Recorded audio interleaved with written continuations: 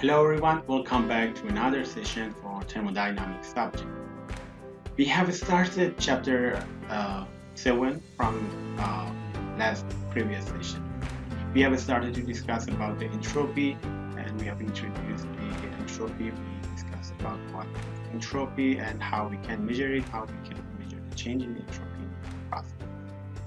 This characteristic, and also I introduced you that in an isentropic process, the entropy of the substance will remain constant. This definition, this concept will help us to design better steady flow devices. In this session, we discuss about how with this isentropic efficiency help us to have better devices and how we can increase the efficiency of the uh, steady flow devices, especially. As we discussed in previous chapter, if we the one reason for the reduction of the performance of these devices or the stationary devices or steady flow devices, even steady flow devices, is the degradation of the energy. And we discussed that this degradation of the energy is due to the irreversibilities which encounter during that process and for previous chapter, these irreversibilities cause the reduction in the performance of the cyclic devices. And if you remember, we defined a cycle which was include reversible processes, and then we ignored all of the irreversibilities in that cycle. Then we introduced that cycle as the ideal cycle, which can provide the maximum performance for a cyclic device. We called that cycle as Carnot cycle, and that Carnot cycle helped us to evaluate the cyclic device, and we had idealized, actually that Carnot cycle was the idealized cycle, which determined the performance or efficiency of the actual cyclic device. Now, same here, we are going to introduce an ideal cycle or actually ideal process which enable us to compare the performance of the actual steady flow devices with that ideal cycle. Then we will understand how much this actual steady flow device actually is close to that uh, ideal steady flow device. Before that, we need to define this. Before that, we need to define this idealized steady flow device. As we discussed earlier in this chapter, we have also in these steady flow devices some irreversibilities. So these irreversibility actually are the reason for degradation of energy in these steady flow devices. And as we said, the degradation of the energy in these steady flow devices will show as increase in the entropy of the process. So we can define, if we don't have any irreversibility in the process in these steady flow devices, it means that we don't have any irreversibility. We have a process without any irreversibility, which can be a idealized process for us to compare with the actual process which we are interested to know its performance. So you know that we introduced you this constant entropy process, which we call that isentropic process. Generally, in most of the steady flow devices like turbines, pumps, and compressor, so on, this process, expansion or compression process, actually is fast, and they can be assumed as the adiabatic process. And if we can design a very good, excuse me, if we can define a very good device, very high quality steady flow device or high quality turbine, for example, we can ignore, we can eliminate all of the irreversibility in that device. So if like what we have in this figure, the in actual turbine, we have some reason for irreversibility like friction and so on. But if we have an idealized turbine, then the expansion process actually in this turbine will be an ideal isentropic process, which during that this entropy, which is uh, reason or which is a signal of the irreversibility in the process, will remain constant. So this isentropic process or isentropic turbine, I can say, can be a model for us to compare the performance of our actual turbine performance. Then we can find how much this actual device is close to the ideal device actually. So first of all, we need to find the to define an isentropic device, because the ideal process that can serve as a suitable model for adiabatic a steady flow device is this isentropic process. Then by using this, we can define an isentropic or adiabatic efficiency for devices like this turbine and other steady flow devices. This isentropic efficiency will be equal to actual turbine work divided by isentropic turbine work, which also can be shown on a enthalpy entropy graph. If you remember, in enthalpy entropy graph, we can find the uh, steady flow work on this graph by measuring the difference between the enthalpy of exit entrance and exit of or at the beginning and final state of the process in that device actually. So here, if we have two different devices, one of them irreversible, encounter irreversible process, the other one has a isentropic process or totally reversible process, which are working between same pressure, inlet pressure, exit pressure, P1, P2. We will have to process actual process, which is not isentropic, and an isentropic process. Then to find out, this line actually, the isentropic process, you remember in this enthalpy entropic process will be a vertical line, and this area is the steady flow work, reversible steady flow work actually for this device, for this process actually, and it will be maximum work which we can get for a process, for a steady flow process actually. Then we can find the work by this graph for both of this isentropic process and actual process. Then we can compare this to WA, which is the actual turbine work, and WS or isentropic turbine work.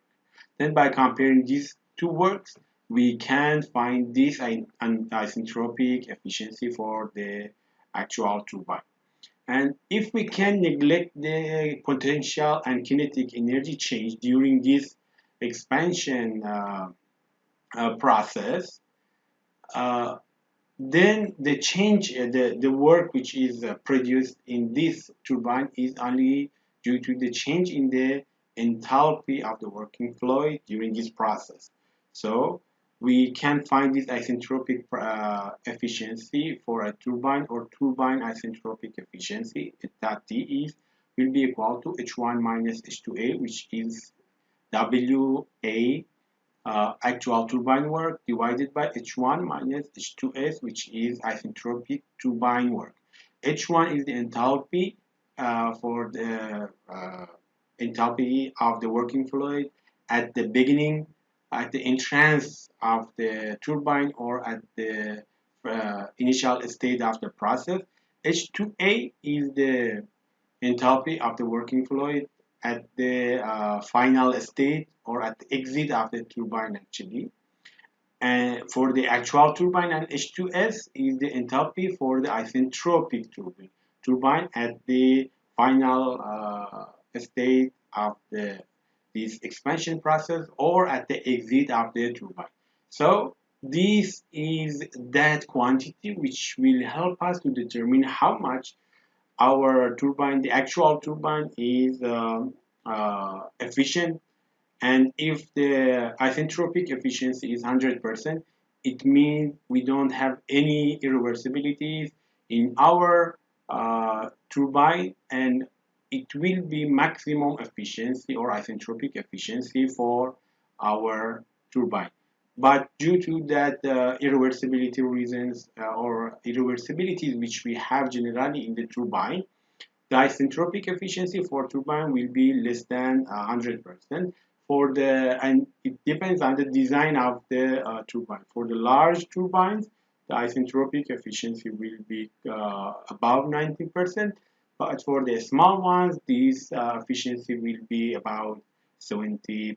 And by changing the design, by reduction of the irreversibilities in the turbine, we can increase these isentropic efficiency of the turbine. Here we have an interesting example to show how we can use this isentropic efficiency to evaluate a steam turbine and how we can use that isentropic concept or process to determine different properties for a turbine.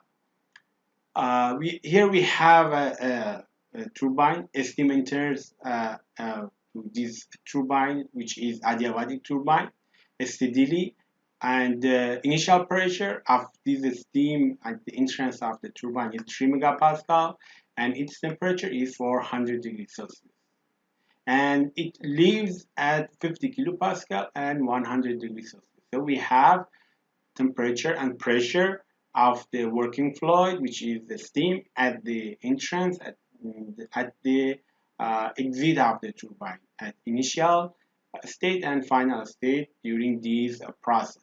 If the power output of the turbine is 2 megawatt, we need to determine the isentropic efficiency of the turbine. How much will be that T? The mass flow rate of the steam flowing through the line, or that. So we need to find these two properties. But what we have here, actually the information which we have here, is first of all, our turbine is adiabatic. Then we have P1 and T1. We have P2 and T2S. We have all of these information.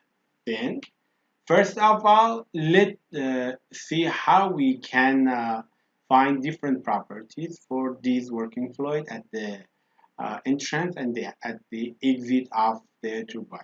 We can select our turbine as our system, which it will be a control volume because the mass actually is crossing the boundary of this control volume. We have a steady flow device, which was mentioned in the question instruction. So we have all of this information about this. And we can also have these assumptions, a steady operation condition, which I was mentioned in the question instruction. And also we can ignore kinetic change in the kinetic and potential energy in these steam turbine. First of all, let's see what are the properties of this working fluid for our turbine.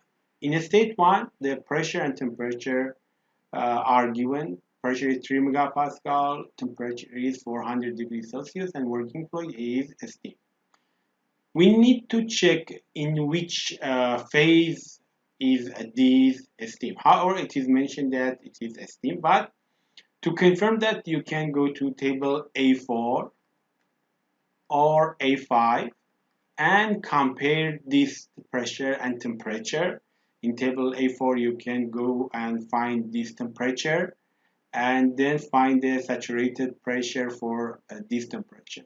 If the pressure here is lower than the saturated pressure, It means that our working fluid is in superheated region. So to find the properties for steam, you need to refer to the table which show the properties or thermodynamics property for superheated steam, which is table A6. If you go to table A6 and for this pressure and this temperature, you can find enthalpy and entropy for the working fluid. Same for state 2. Again, the pressure and temperature are given for actual. This P2A and T2A means that the pressure for at state 2 for actual process and temperature for state 2 for actual process. Again, if you check this, you will uh, uh, if you check this in the table, uh, table A6 actually, you can find this information that you will understand that this state is in the superheated region. With same procedure, you need to refer to table A4 or A5, check the saturated temperature and saturated pressure this uh, uh, pressure or temperature, then you can distinguish if uh, state 2 is in the superheated region or in the saturated mixture or in the other state. So you need to use table A4 or A5 to understand in which phase is this working fluid. If you go these two tables, you will understand again a state 2. In a state 2, the working fluid is superheated steam. Then you can find enthalpy for this state from this table, which is this much H2A, which is enthalpy at state 2 for actual process or actual turbine. And we have this information. We can draw this graph actually by this information, which we can draw TS diagram. The red line, which is the line for the steam, you know, that saturated line actually, and the pressure line, 3 megapascal, 50 kilopascal, which are imaginary lines actually, which 3 megapascal high pressure will be above the lower pressure, and they should be parallel. And the actual process actually is not isentropic.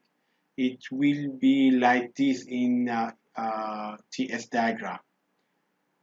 But here was mentioned that if the power output is given, we need to first, for the part A, we need to determine isentropic efficiency of the turbine. As I mentioned, the isentropic efficiency of a turbine can be calculated by this equation. Now, in our example here, we have H1 and H2A for actual cycle. We have all of information, and we have H1 as well. How about H2S or the enthalpy for isentropic turbine?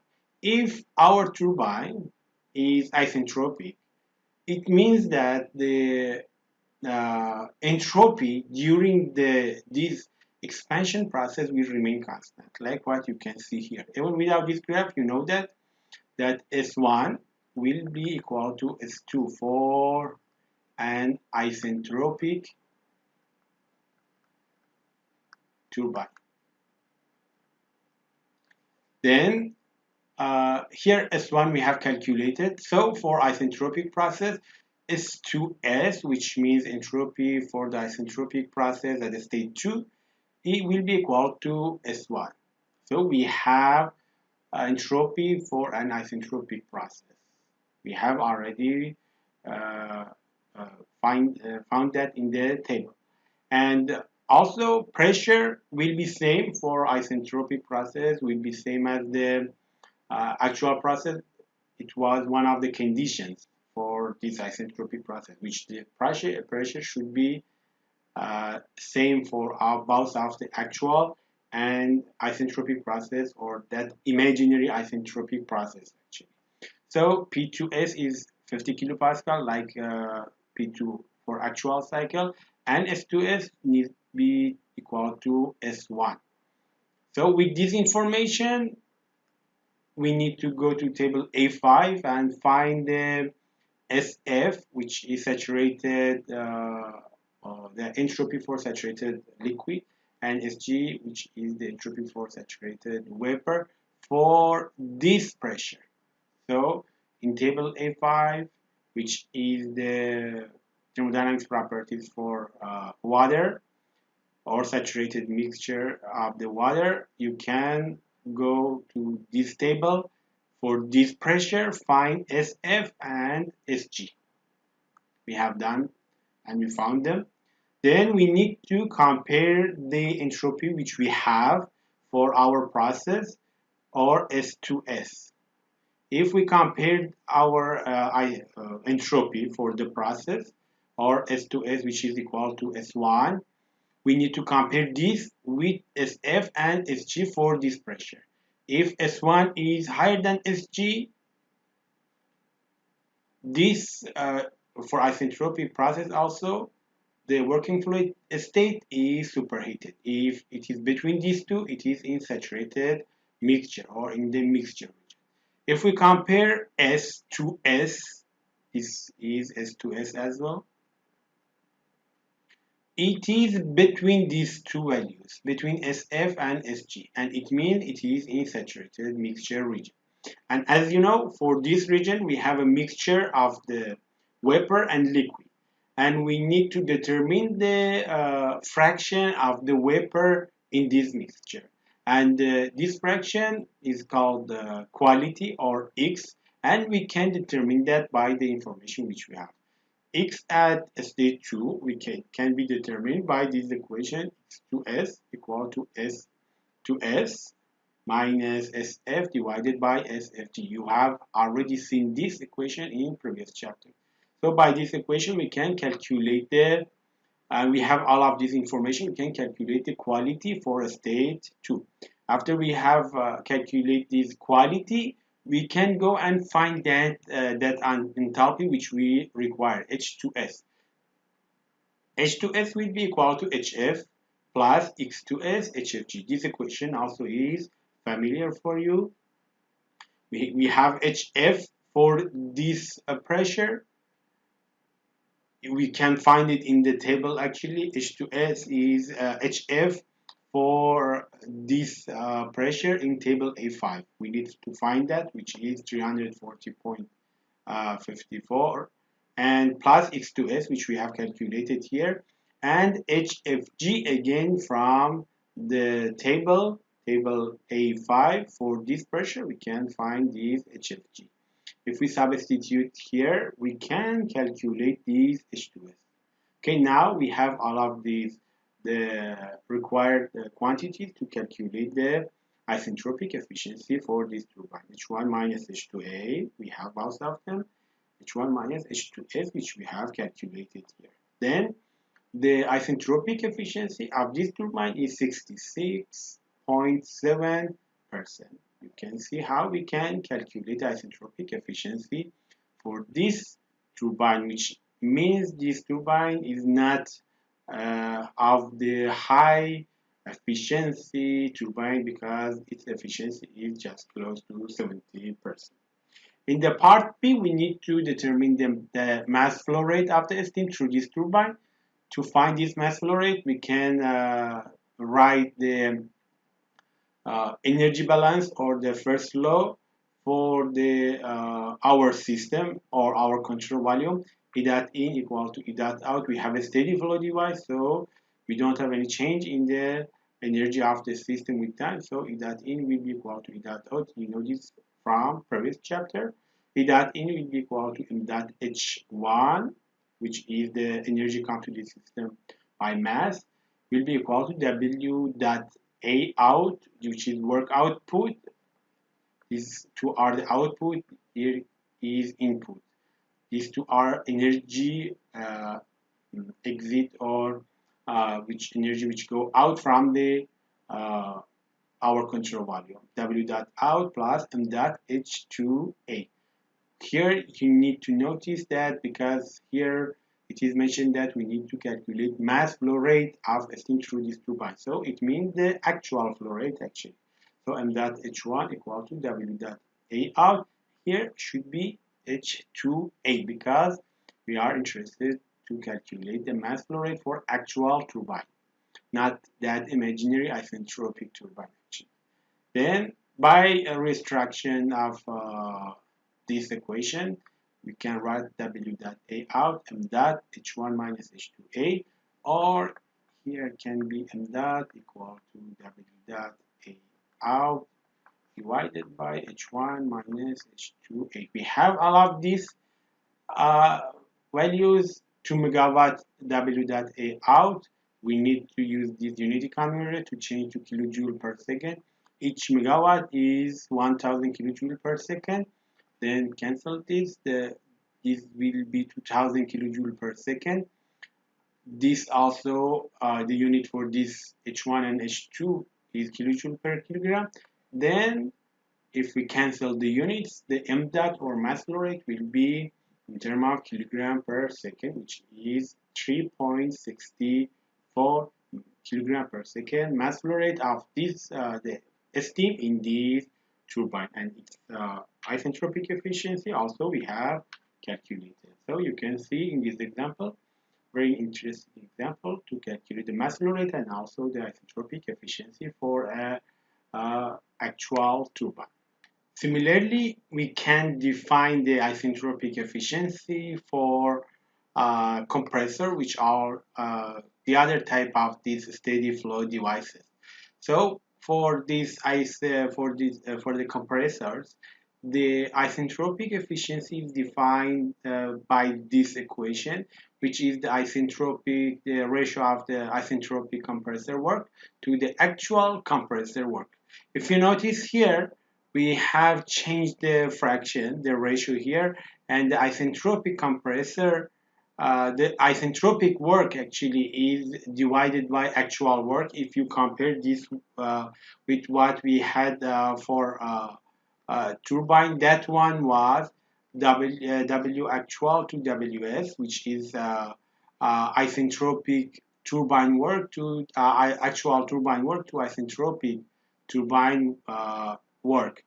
And if you compare these two, you can understand here we have changed the ratio. This is due to this fact that the turbine will produce less, the actual turbine will produce less lower work compared to the isentropic turbine. But for a compressor, the required work input, the actual, will be higher than the isentropic, the required work for the isentropic compressor because of the irreversibility. And so we need to change the ratio like this, which actual compressor work will should be like this.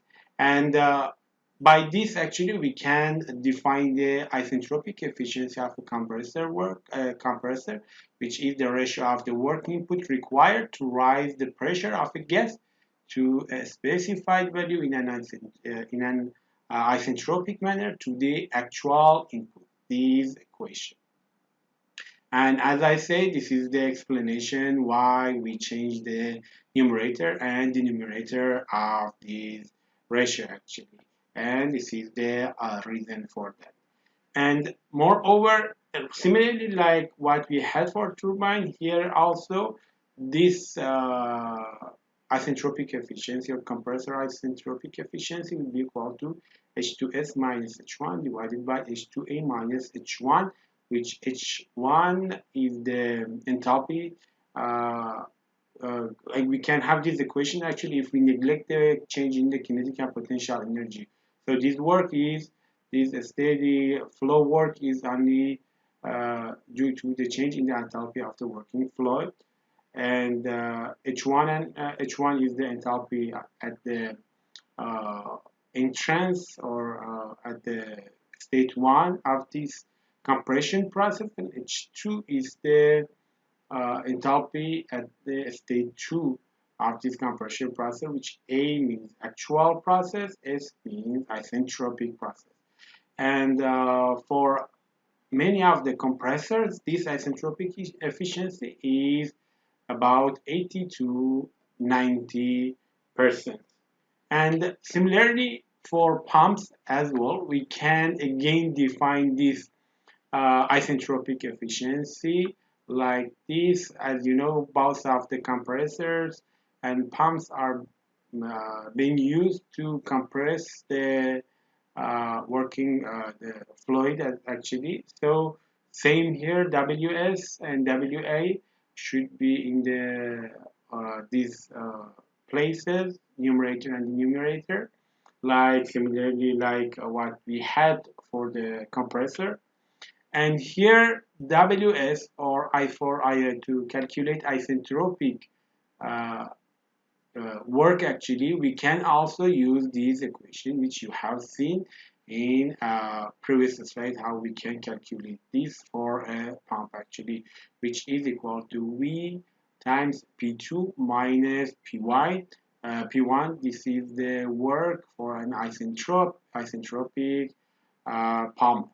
So V P2 minus P1 divided by H2A and H1, which are already defined for these devices, the pumps.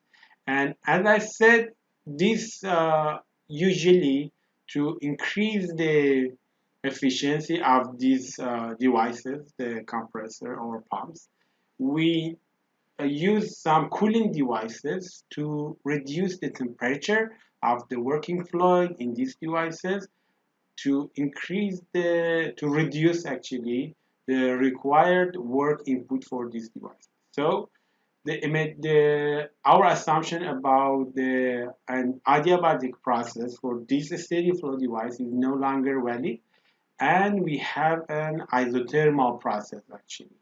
So here for pump or the devices which we have this cooling part, which are the jackets around the compressor or the pump, this isentropic efficiency is no longer valid, and we can call that isothermal efficiency. However, the calculation will be like this same, but this time the efficiency or that ideal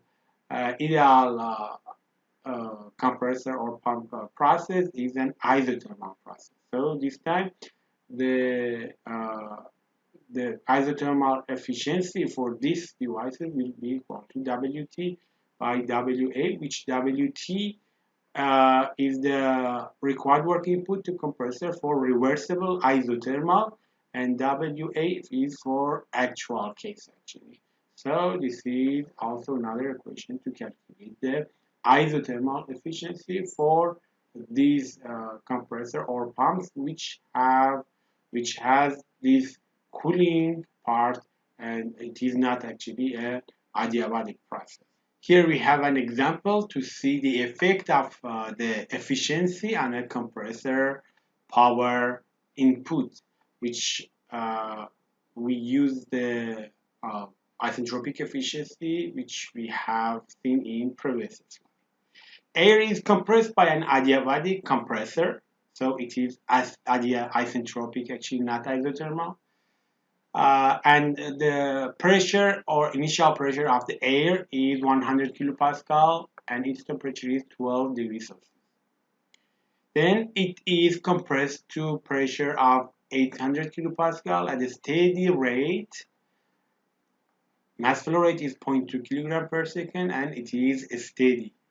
If the isentropic efficiency of the compressor is 80%, we need to determine the exit temperature of the air, or T2, and the required power input to the compressor, or W dot C, or W dot in actually for this compressor.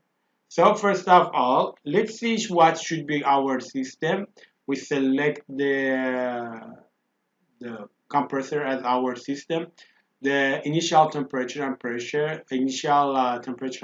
are given. Then and also we need to assume that the air is ideal gas, which you know the procedure how to check that. You need to compare the pressure and temperature which you have for air in this example, in this state, which is the state 1, with the pressure and temperature and with the critical temperature and pressure of the air.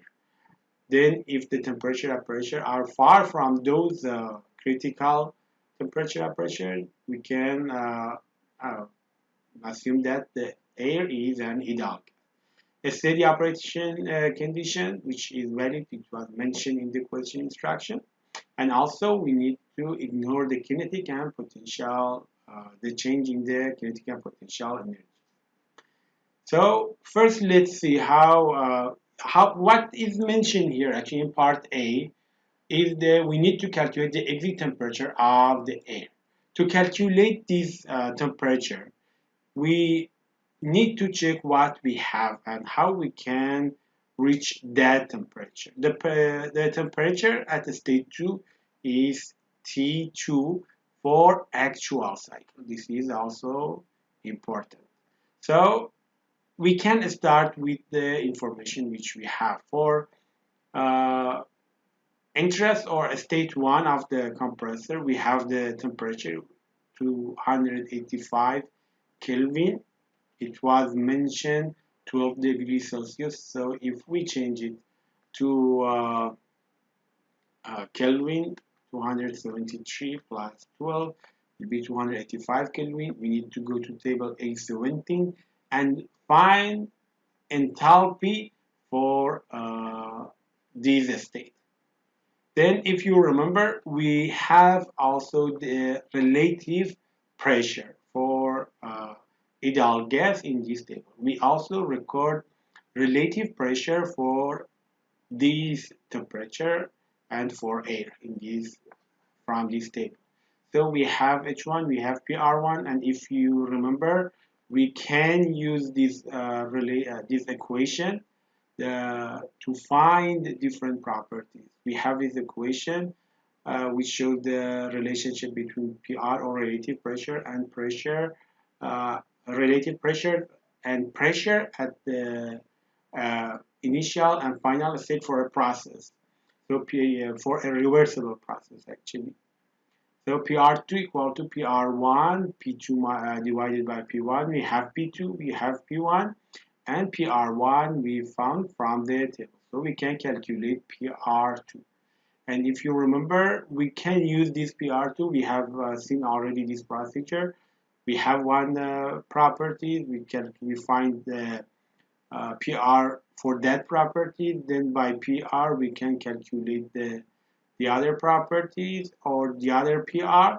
Then we can again refer to this table, table A17, and for this PR, which is PR2 for state 2, we can find H2 this time for H2S because we need to have an isentropic process to be able to use this equation.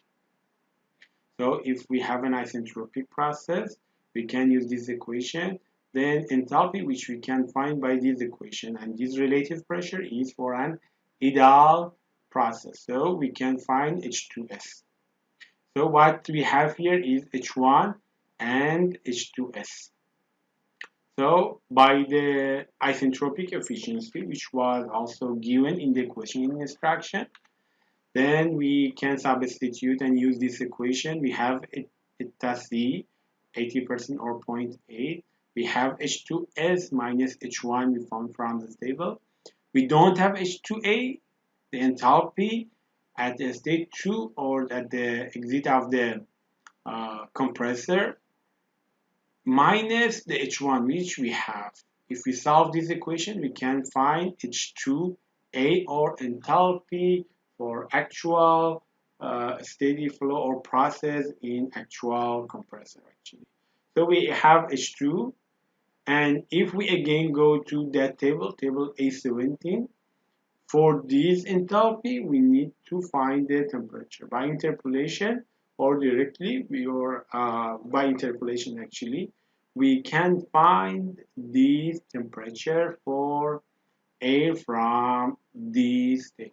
So you can see how we can use this isentropic efficiency and the isentropic concept, which enable us to use this equation. Then how we can find different properties for the working fluid. To find the answer for part B of the question, all required power input for this compressor, we can write the first law, which for this steady flow compressor, E dot in should be equal to E dot out. We have neglected kinetic and potential energy changes.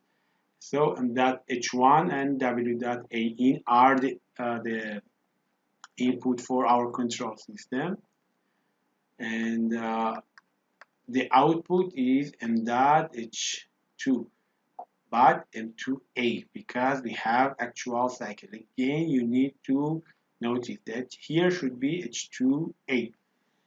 M dot H1 plus W dot A in are the energy to the system. M dot H2A is energy from the system. If we substitute M dot, which was given 0.2 kilogram per second, and H1 we have M dot H2A again we have, then we can find this W dot, which is 58 kilowatt for this compressor. The required input for the pump for this compressor also can be calculated by this. Again, here is mentioned that in the discussion part that we need to notice about this H2A, which is for the actual compressor, and this power need to be calculated for actual uh, compressor, not that ideal isentropic compressor actually. The other steady flow device which we can calculate isentropic efficiency for that is nozzle. As you know, nozzles are essentially adiabatic devices which are being used to increase the velocity or accelerate the fluid in the different processes. So the isentropic process which we define for these uh, devices actually is for the change in the kinetic energy of these devices.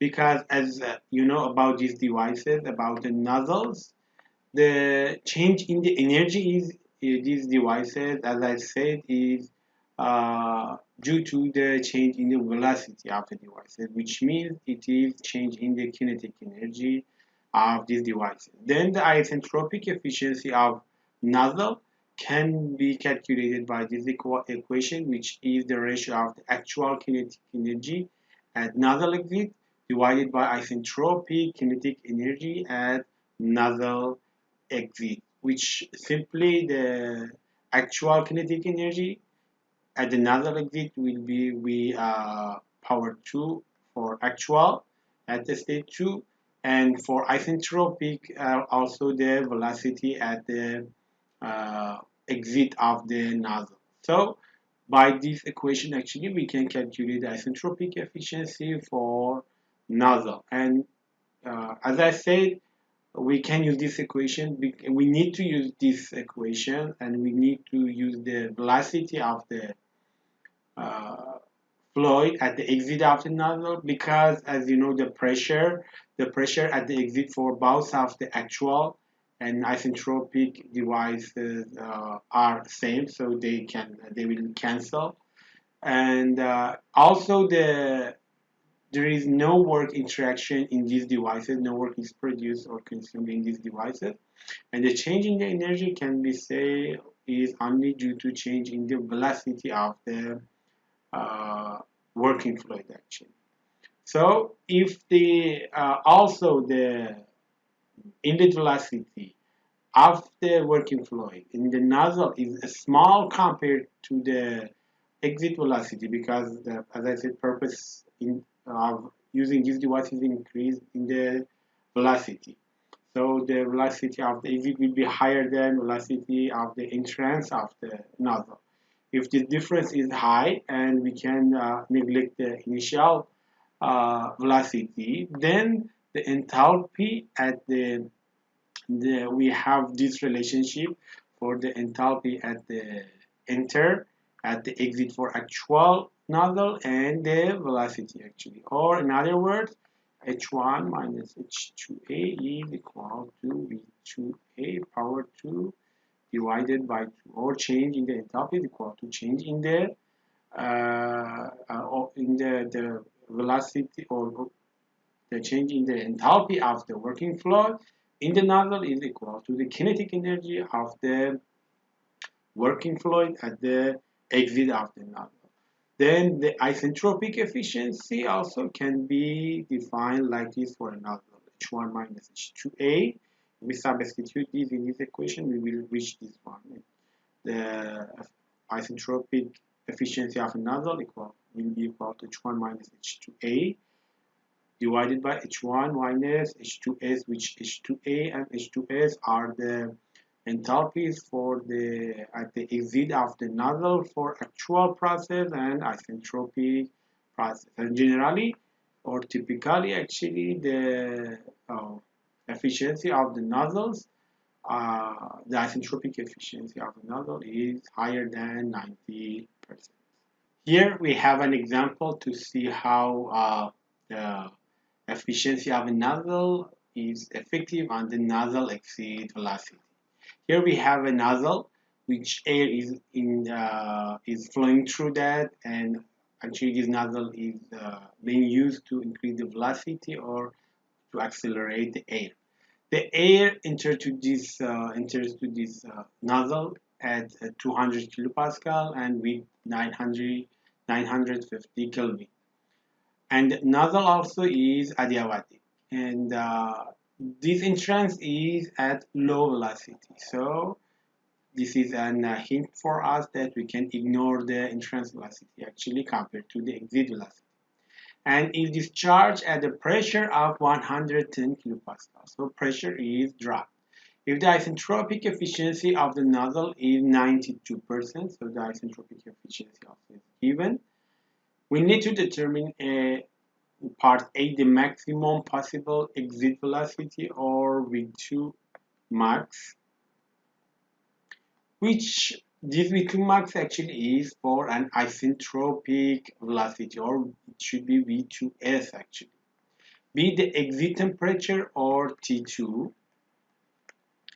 And in part C, we need to calculate the actual exit velocity of the air, or V2 actual. So this one V2S, this one V2A.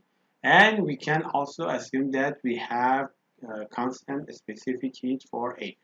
You will see why this is important. To answer to this question, first of all, you know that in the nozzle we have a nozzle is steady flow device.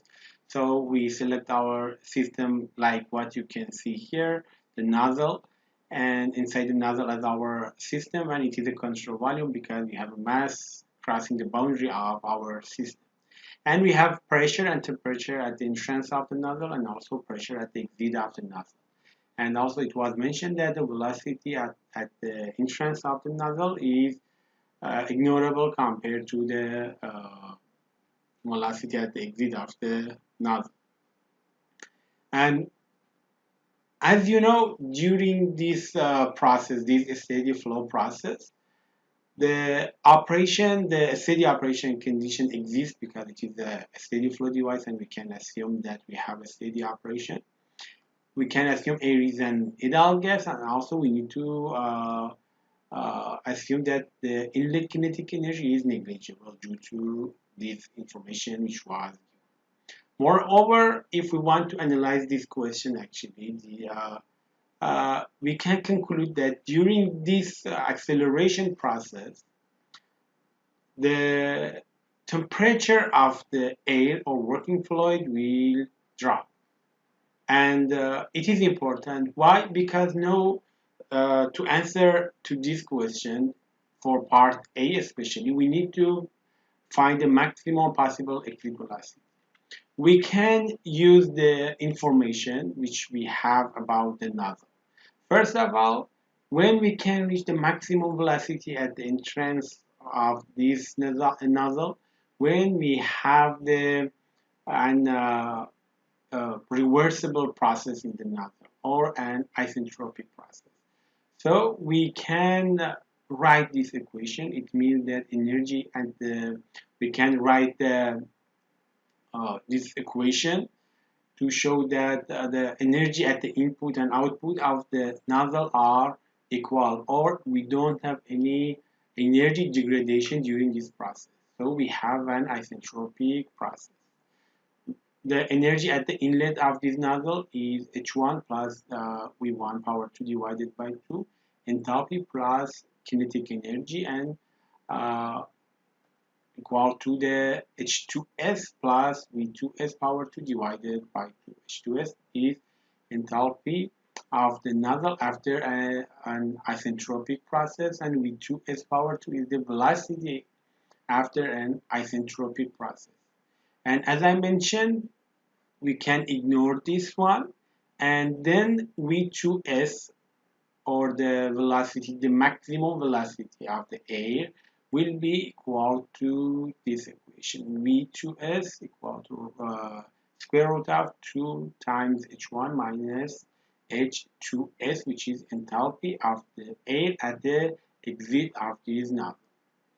But as you know, here, as we assume, air is an ideal gas. So H1, H2S can be right like this. If you remember, H1 minus H2 can be written as Cp average time T1 minus T2. We had this equation for ideal gases. And here H2 is H2S, so it means H2S and T2S. Now, in this the information which we have here, we have P1 and T1, so we can find this H1. Or we have T1 actually. And we need to determine Cp average and T2. To find Cp average, we need to have T1 and T2, then find the average temperature. For this process, we need to refer the table for which shows the thermodynamics properties of the air as an ideal gas, which is table A2B, and find the Cp, or the specific heat, for that average temperature. But here we don't have T2S. How we can find this temperature, T2S? Temperature is decreased, but we don't know how much is decreased during this process. So we can make a guess, and we can guess actually the uh, uh, exit temperature for this isentropic process. So we imagine the entrance temperature is 950 Kelvin. So we can assume that the average temperature is 850 Kelvin. This is just an assumption. So this is average temperature, which we mentioned, or T average. So for this T average, we go to table A2B, we find Cp and also K as the specific heat ratio. Then we have T average, but we need what we need is T2S in this equation. For Cp average, we can use this temperature, but how about T2S?